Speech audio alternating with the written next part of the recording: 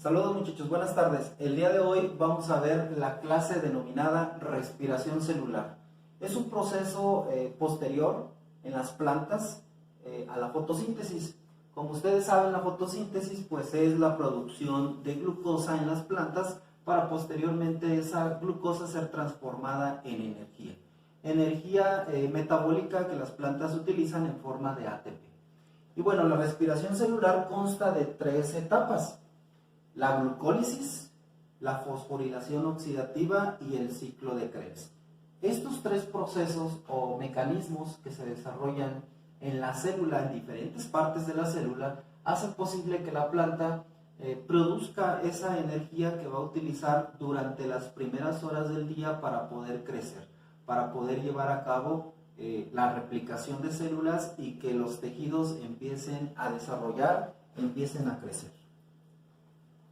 Ok, ¿y qué es entonces la respiración celular? Es el proceso mediante el cual las células oxidan moléculas orgánicas para obtener energía.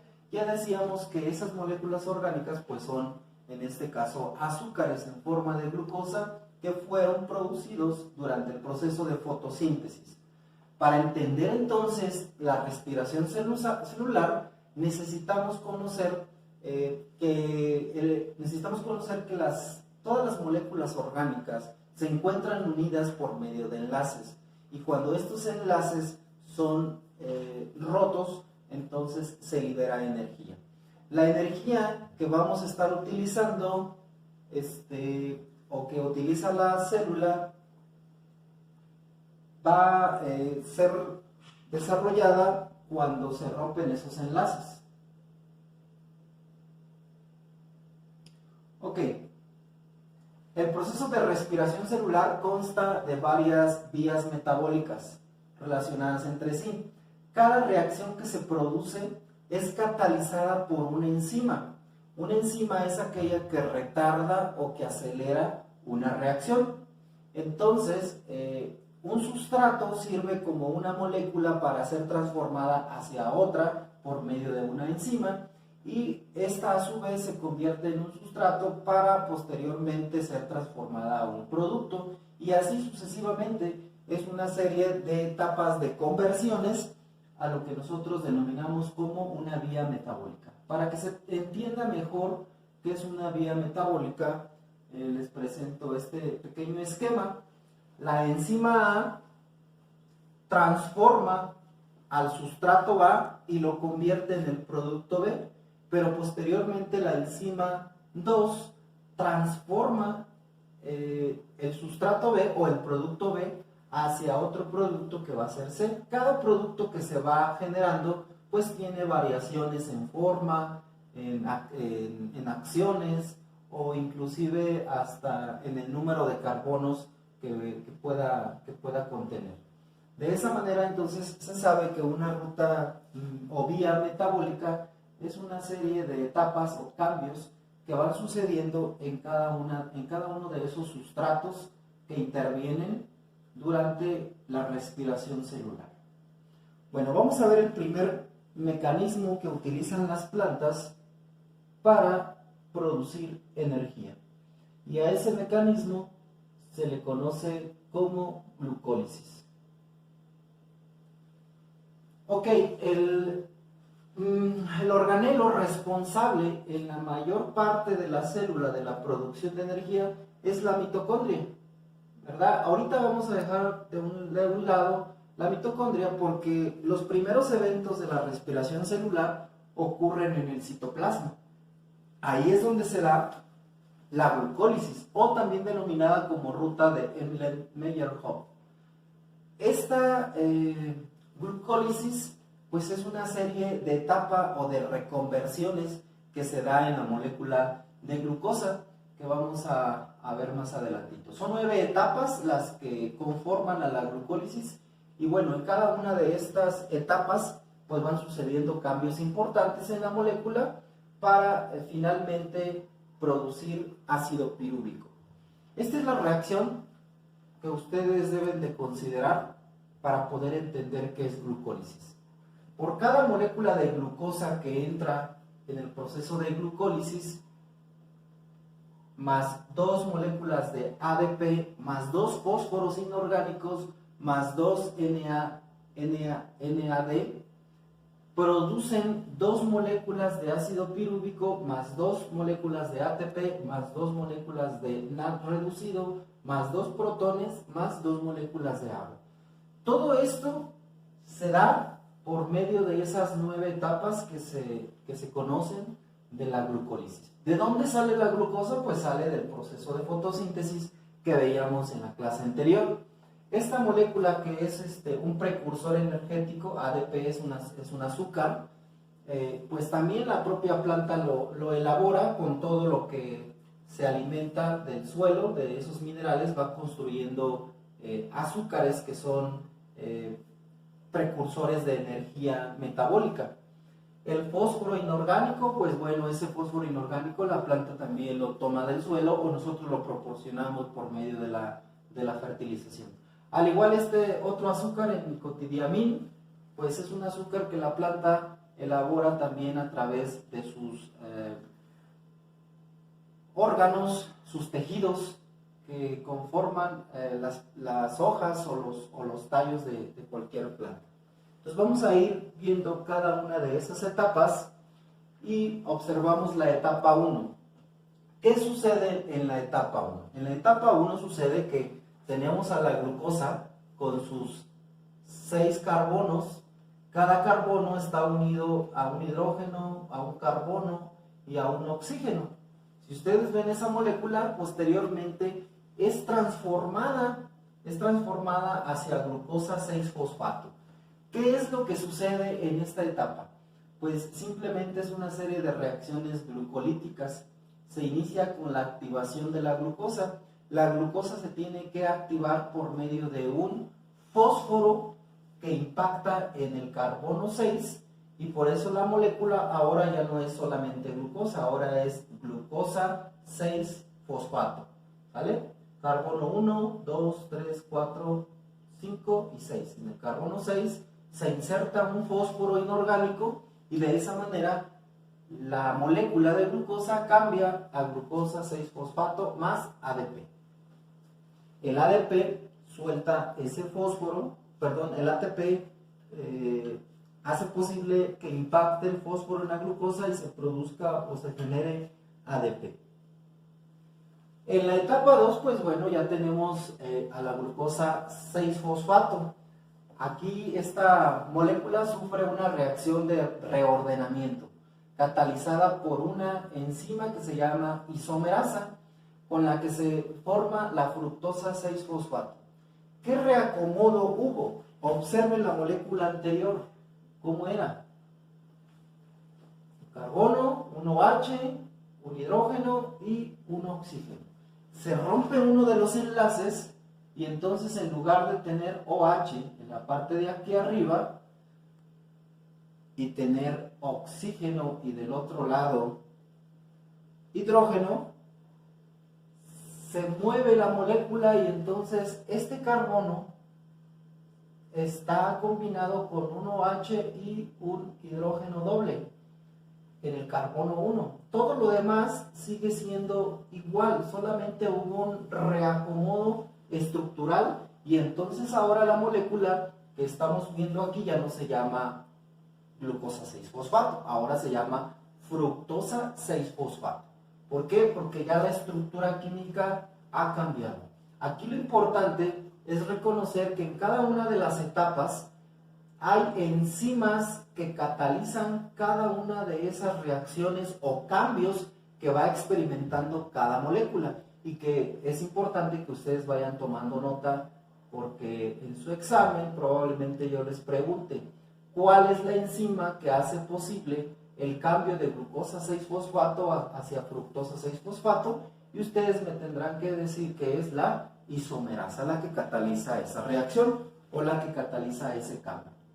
Ok, en la etapa 3 nuevamente tenemos a la fructosa 6-fosfato, pero esa molécula es impactada por una molécula de ATP, ¿lo ven aquí? Y sale ADP, de tal manera que el fósforo que suelta el ATP es impactado en el carbono 1, de tal manera que cuando ese carbono impacta la molécula de fructosa 6-fosfato se produce una molécula que ahora se conoce como fructosa 1,6-difosfato. ¿Por qué? Porque en el carbono 1 y en el carbono 6 hay fósforo inorgánico que ha entrado a la molécula. De tal manera entonces ya no se cambia o ya no se conoce como fructosa 6-fosfato. Ahora es en la etapa 3 la fructosa 1,6-difosfato de dos fósforos.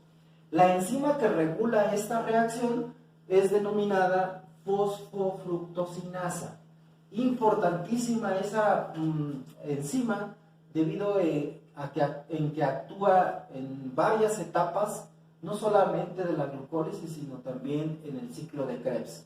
Entonces, no pierdan de vista cada cambio que se da en cada una de esas etapas y las enzimas que hacen posible estos cambios.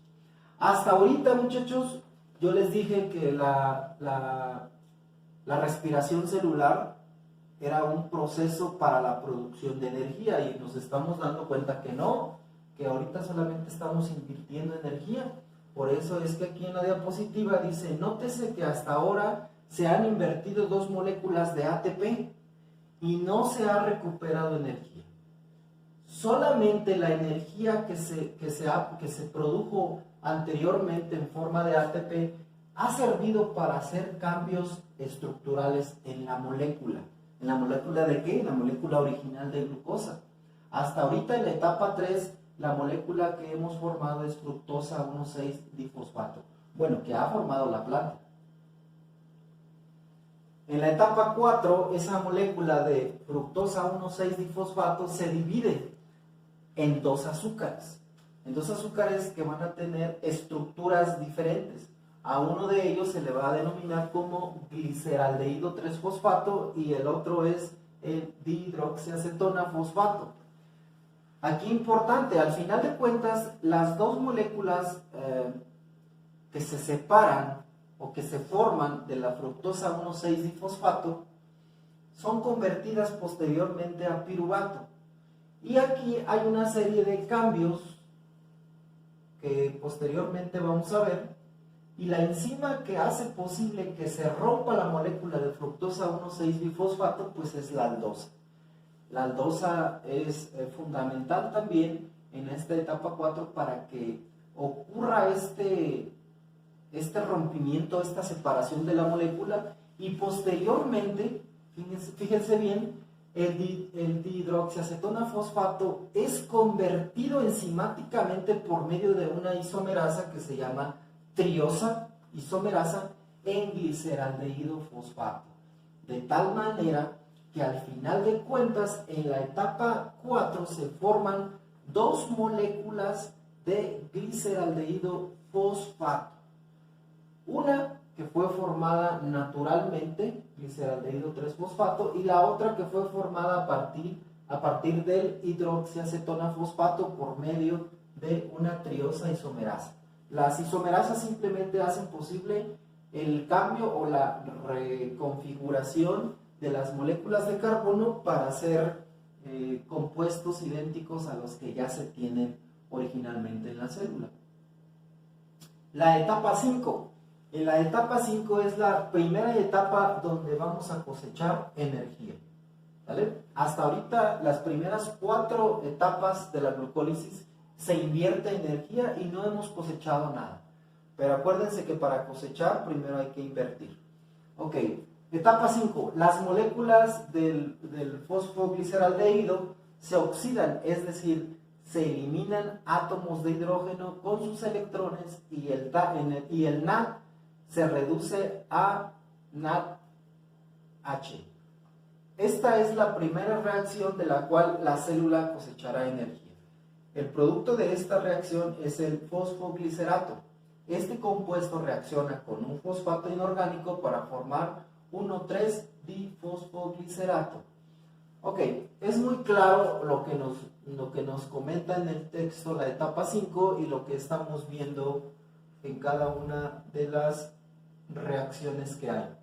El gliceraldehído fosfato es impactado por un fósforo inorgánico y el NAD entra también a esa cadena de 3 carbonos para hacer posible la primera formación de energía y posteriormente la inserción de un fósforo inorgánico en el carbono 3, para que al final de la etapa 5 se forme 1,3-difosfoglicerato. En la etapa 6, el fosfato rico en energía reacciona con el ADP para formar ATP. Aquí estamos viendo el 1,2-fosfoglicerato que es impactado por 2 moléculas de ADP y nuevamente cosechamos energía. Al momento que el fósforo inorgánico impacta esa molécula, entonces se transfiere energía y se forma un compuesto que se conoce como 2-ácido 3-fosfoglicérico. Vamos en la etapa 6. La etapa 7, tenemos la molécula de 2-ácido 3-fosfoglicérico y un grupo fosfato remanente se transfiere enzimáticamente de la posición 3 a la posición 2, formando ácido 2-fosfoglicérido. Hasta ahorita lo que ustedes están viendo es una serie de reacomodos de los carbones, de los hidrógenos, de los oxígenos, inclusive del fósforo inorgánico que se está moviendo de un carbono a otro, porque al final de cuentas lo que queremos o lo que la planta quiere hacer es transformar la glucosa original en ácido pirúvico. En la etapa 8, en este paso se elimina una molécula de agua de la molécula 2-ácido 2-fosfoglicérico, sale una molécula de agua y aquí entra una enzima que se conoce como fosfogliceromutasa. La fosfogliceromutasa, como su nombre lo dice, hace que mute la molécula y entonces existe un reordenamiento interno de la molécula para que la energía ubicada en el fosfato haga posible la formación de la molécula que se conoce como 2-ácido fosfoenol pirúvico. Esa molécula de 2-ácido fosfoenol pirúvico es o tiene la capacidad de transferir su grupo fosfato a una molécula de ADP. Aquí nuevamente estamos viendo que entran 2 moléculas de ADP y se cosechan 2 moléculas de ATP, que es la energía que necesita la planta. Entonces, el ácido fosfoenol pirúvico tiene la capacidad de transferir su grupo fosfato a una molécula de ADP para transformar ATP y ácido pirúvico. Al final de cuentas, la molécula que termina en la etapa 9 es el ácido pirúvico. El ácido pirúvico tiene 3 carbonos. Vean ustedes los enlaces cetonas que vemos aquí y las uniones OH y hidrógenos en el carbono 3. Pero no nada más se forma una molécula, acuérdense que se forman 2 moléculas. ¿Por qué? Porque en la etapa 4, la molécula de fructosa 1,6-fosfato, que era de 6 carbonos, se transformó en 2. Entonces todo el proceso que estamos viendo es solamente para una molécula que decíamos que es gliceraldehído fosfato, que es este lado y este lado, y la otra molécula, acuérdense que se cambió por medio de la triosa isomerasa, se cambió igual a un gliceraldehído fosfato. Entonces, al final de cuentas, en el proceso de glucólisis, o como resumen, en el proceso de glucólisis se forman 2 moléculas de ácido pirúvico o piruvato. ¿A partir de qué? De una molécula de glucosa. ¿De dónde sale la glucosa? De la fotosíntesis que desarrolla la planta. A nivel de resumen, pues vamos a tener lo siguiente. En la primera etapa se utilizan 2 ATPs, como lo vamos viendo aquí. Etapa 1 se invierten ATPs. En la etapa 3 nuevamente se invierte ATP.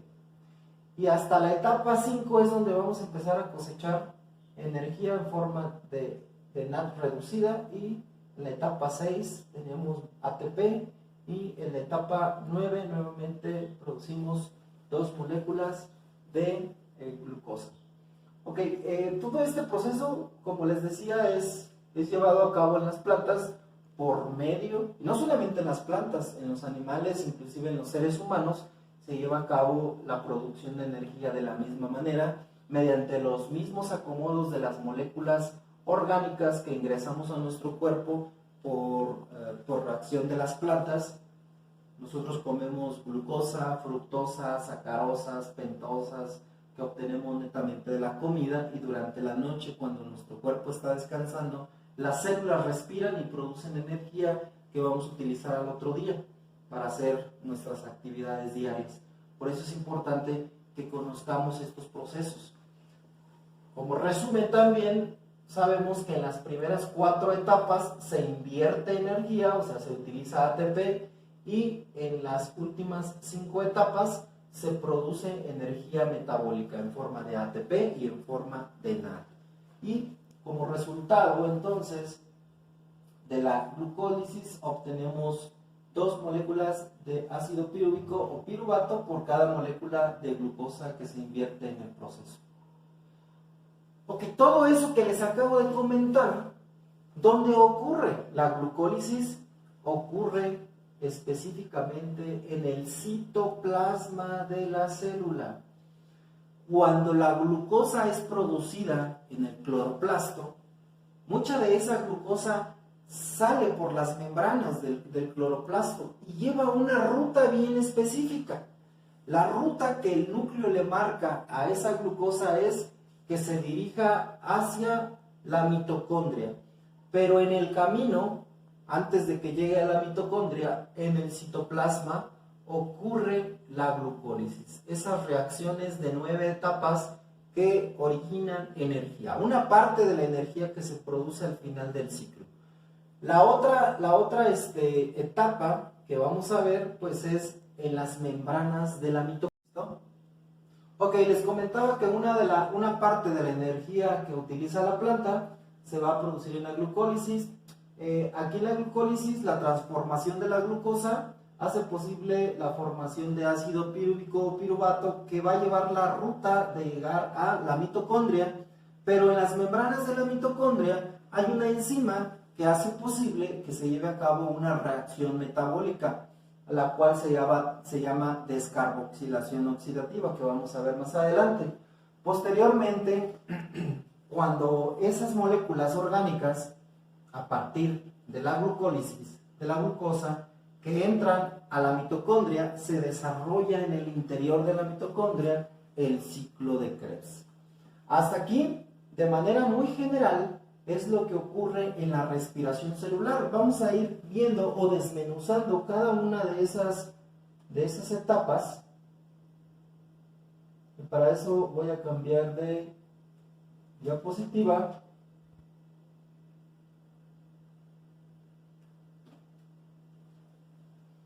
Para poder observar qué es lo que sucede posteriormente.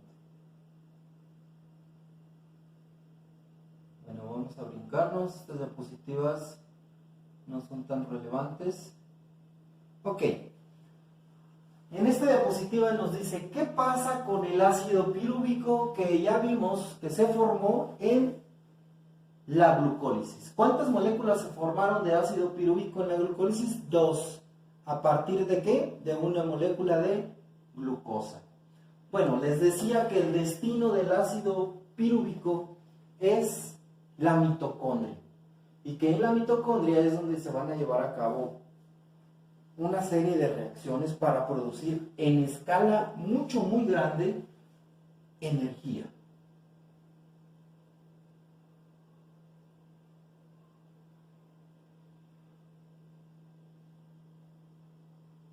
Ok, necesito otra diapositiva. Aquí está. Ok, les decía yo que en las membranas de la mitocondria existe una enzima que se llama el acetilcoenzima A. esa molécula de acetilcoenzima A solamente existe en las membranas de la mitocondria.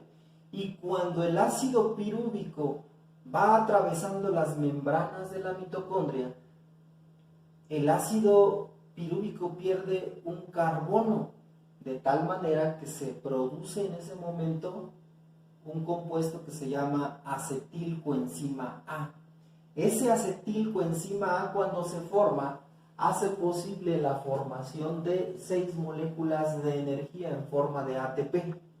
Pero ¿qué pasa con ese compuesto de acetilcoenzima A? El acetilcoenzima A es quien prende el ciclo de Krebs, para que entonces en el ciclo de Krebs se vayan formando una serie de ácidos como el cítrico, como el málico, como el oxalacético, y en cada uno de esos cambios o formación de ácidos se van formando moléculas de energía en forma de NAD, en forma de FAT y en forma de GTP.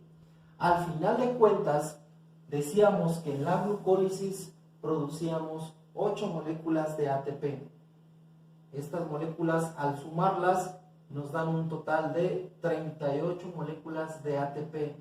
Aquí es muy probable que ustedes digan que no da la cuenta, pero aquí está por molécula, y recuerden que son 2 moléculas las que originalmente se formaron de ácido pirúvico después de la glucólisis.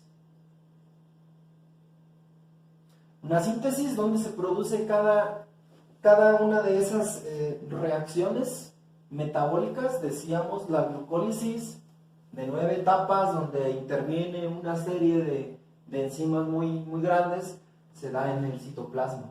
En la mitocondria, en las membranas de la mitocondria, se da la descarboxilación oxidativa. Ahí también se forma energía, pero las moléculas de piruvato, decía yo, que pierden un carbono y se forma el acetilcoenzima A. ¿Por qué? Porque en las membranas de la mitocondria es el único lugar donde está esa enzima que se llama coenzima A, y eso hace posible que arranque el ciclo de Krebs, se dé una serie de transformaciones para al final obtener la energía metabólica que va a utilizar la planta en las primeras horas del día para crecer y desarrollar. La planta en las primeras horas del día es cuando más crece, cuando más desarrolla. También durante la noche, que es donde se lleva a cabo todo este proceso, en plantas y animales, se está produciendo también oxígeno. ¿Ok? Ok, aquí vemos en la diapositiva el ciclo de Krebs. Vemos la representación de las membranas de la mitocondria. Aquí yo les decía que está la coenzima A. Cuando el ácido pirúvico atraviesa, el ácido pirúvico es de 3 carbonos, ahí se pierde un carbono y se forma el acetilcoenzima A. El acetilcoenzima A sigue su ruta y entonces impacta en la matriz mitocondrial a un compuesto que es un ácido, para que se lleve a cabo una serie de recombinaciones y transformaciones de esos ácidos que vamos a ver, y se forme energía. La energía se va a ir acumulando en las crestas de la mitocondria. Las crestas de la mitocondria son estas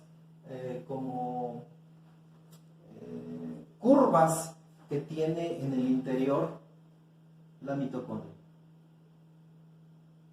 Ok, ahí está lo que yo les decía. El ácido pirúvico pasa desde el citoplasma a la matriz mitocondrial, atravesando las membranas. El ácido pirúvico sufre una oxidación, se libera una molécula de CO2, yo les decía, pierde un carbono y se transforma a un grupo acilo. El grupo acilo tiene 2 carbonos. En esta reacción se forma una molécula de NAD.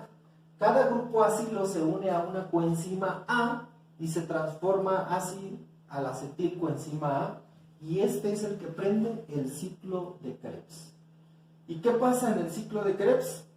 Observen ustedes los cambios que se van realizando. El acetilcoenzima A impacta al ácido oxalacético, y por medio de la unión del acetilcoenzima A con el ácido oxalacético se forma ácido cítrico. Posteriormente, el ácido cítrico, por medio de una enzima, es cambiado a un ácido isocítrico. Aquí impacta una molécula de NAD para producir energía y producir CO2 y se transforma esa molécula a un ácido alfa-cetoglutarico. Posteriormente, otra molécula de NAD es impactada en este ácido para formar NAD y se forma CO2. De esta manera se forma el succinilcoenzima A.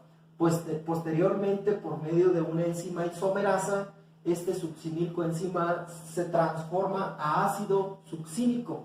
El ácido succínico es impactado por el FAD para formar energía y se transforma la molécula a ácido fumárico. Y después ese ácido fumárico es cambiado por medio de una isomerasa hacia ácido málico, el cual es impactado por una molécula de NAD para formar energía metabólica. Y vean ustedes lo que ocurre en cada una de esas etapas. Aquí está formando ácido cítrico, ácido isocítrico, son una serie de cambios estructurales en la molécula original que era el acetilcoenzima A que impactó al ácido oxalacético. ¿Sí? Siguen siendo los 3 carbonos, entra oxígeno, sale CO2, es impactado por moléculas de energía, hay cambios en la molécula y bueno, todos esos cambios, todos esos rompimientos de enlaces, recuerden, liberan energía. Esta representación o este ciclo de Krebs, ustedes lo van a hacer en un esquema algo grande. Pueden utilizar un rotafolio, pueden utilizar una cartulina, pueden utilizar inclusive hojas de máquina unidas. Van a hacer una representación del ciclo de Krebs, de lo que sucede en cada etapa, ya sea utilizando esta diapositiva o utilizando alguna información que bajen de internet, pero es un entregable para el día viernes de esta semana.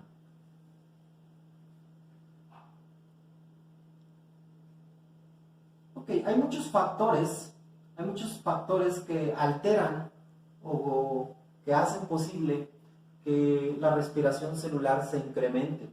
Aquí en el ciclo de Krebs vamos a ver que en las membranas de la mitocondria, en las crestas de la mitocondria, hay una cadena transportadora de electrones.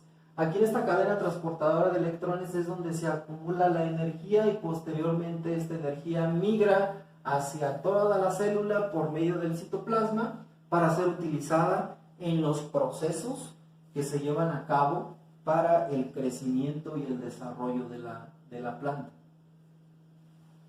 Vamos a ver la última diapositiva que nos habla acerca de los factores que afectan la respiración celular.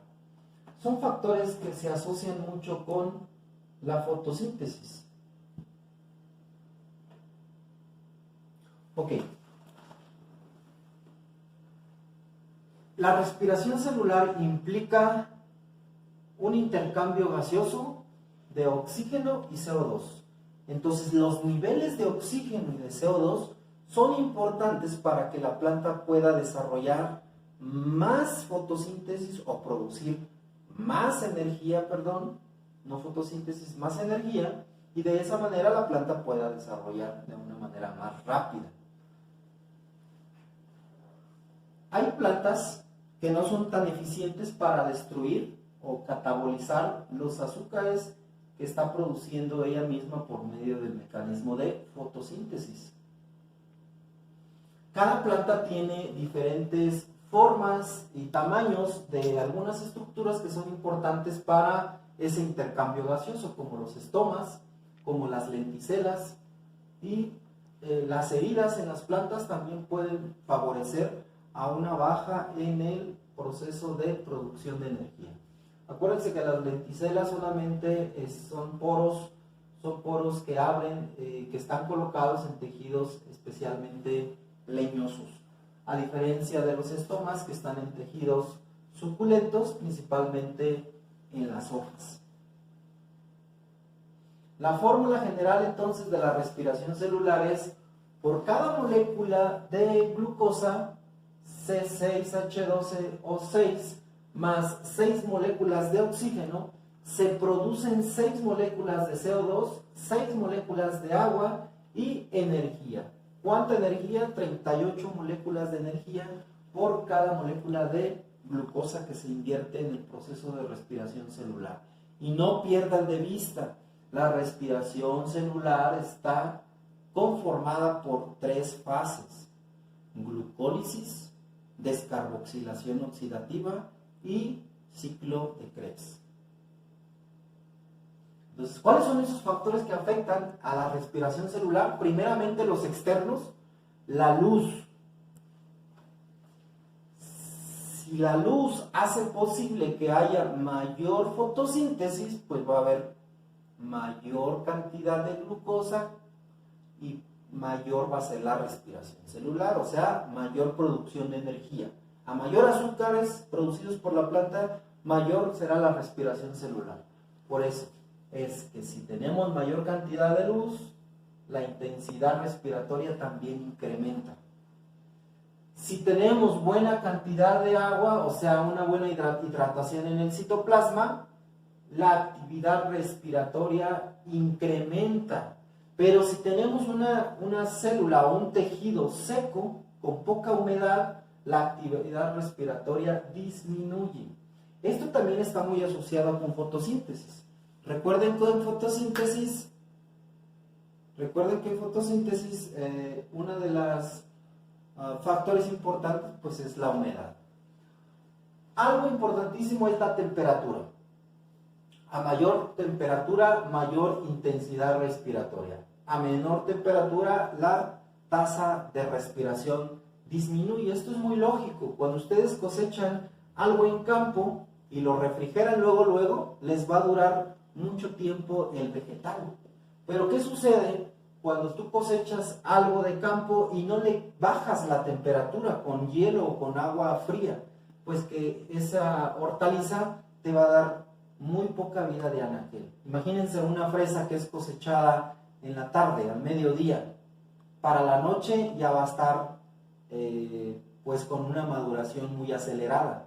Sin embargo, si yo esa fresa la hubiera rápidamente metido al frío, al otro día la fresa va a amanecer con un proceso de maduración lento.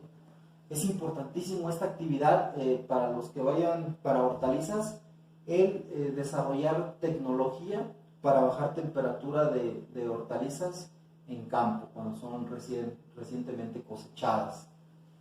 Otra de las cosas pues es la concentración de ¿quién? De oxígeno y de CO2. Por eso es que en algunos invernaderos durante la noche a las plantas les inyectan CO2 para incrementar la tasa de respiración celular y durante el día las plantas crezcan, desarrollen bonito, desarrollen de una manera correcta. Las heridas, cuando una planta tiene una herida por un insecto o por el manejo agronómico, la planta lo que hace es invertir esa energía que va a ser utilizada en el crecimiento, la invierte en reparar esas heridas que tiene la planta. Entonces es un gasto innecesario de energía y por eso hay que tener un buen control de plagas, de enfermedades, hacer los manejos agronómicos de la mejor manera. La disponibilidad del sustrato.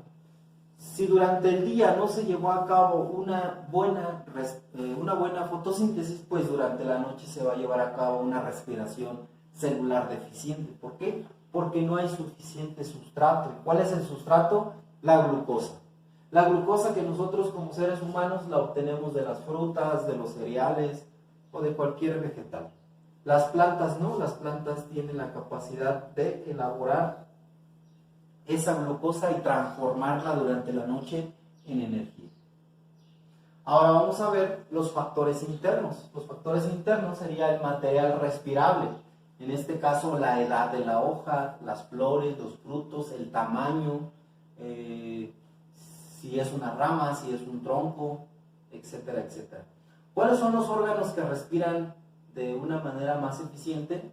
Las flores y los frutos verdes llevan a cabo una respiración celular más activa que las hojas, pero las hojas tienen una respiración mayor que las raíces y las raíces tienen una respiración celular mucho mayor que los tallos o los vástagos, que es exactamente el mismo término.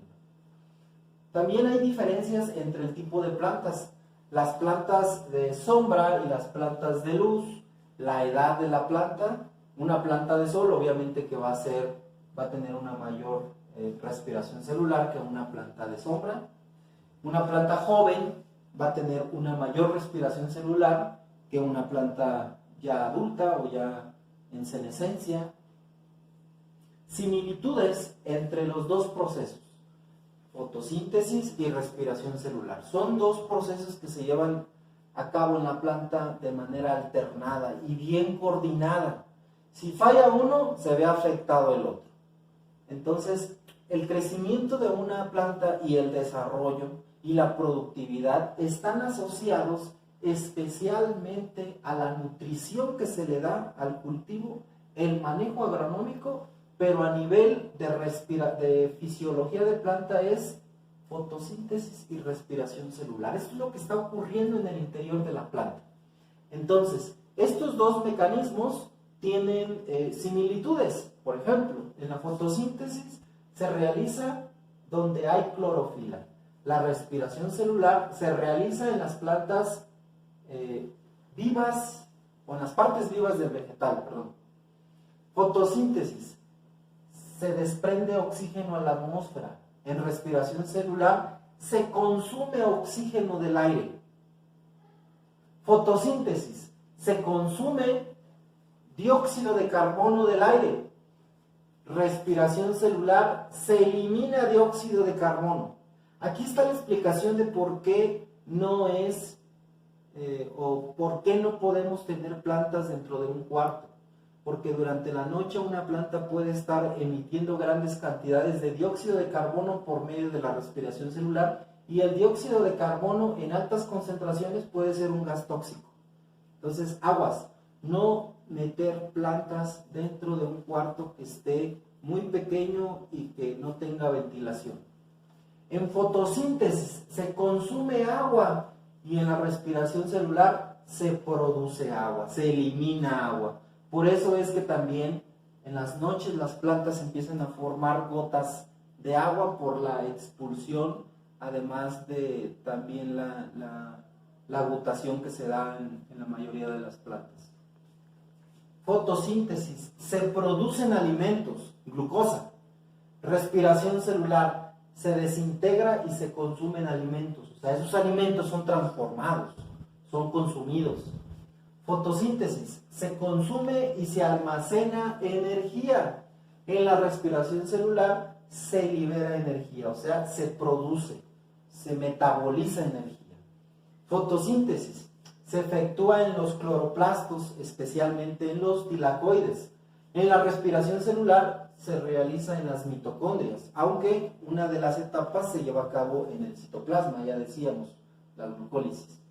Fotosíntesis se realiza con presencia de luz durante el día. La respiración celular no, se realiza durante las 24 horas, pero especialmente durante las noches. El 80% de la respiración celular de las plantas se da durante la noche.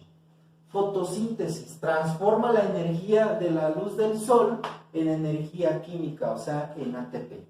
Y la respiración celular transforma la energía química en calor en energía aprovechable, energía metabólica.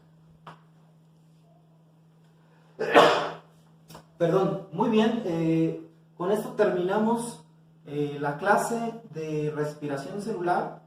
Espero que me manden sus trabajos el día viernes. La tarea fue que desarrollen un mapa mental de lo que ocurre en el ciclo de Krebs para el día viernes. Lo pueden enviar por WhatsApp o por correo. El video va a estar disponible algunos días en el YouTube para que lo puedan consultar, y cualquier duda pues estamos a la orden por medio de WhatsApp. Hasta luego, muchachos, y que tengan buena tarde.